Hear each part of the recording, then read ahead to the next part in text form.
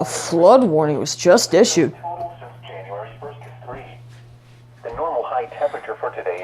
Alright guys, I was downstairs and then my cat heard something and I was like, Fergus, what are you doing? And then I heard my where the radio's going off.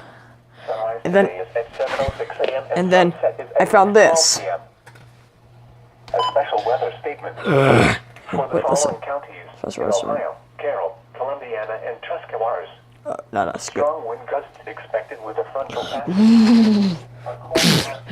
I was thinking about strong wind gusts because I checked AccuWeather and then I saw that Cleveland and parts of Cleveland's under a wind advisory.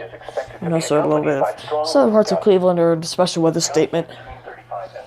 And then we got the area flood warning. Isolated peak gusts of around 50 miles per hour are possible.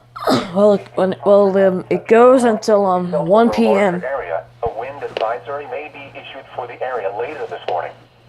Tree limbs and power lines could be damaged by these gusts, and scattered power outages. Okay.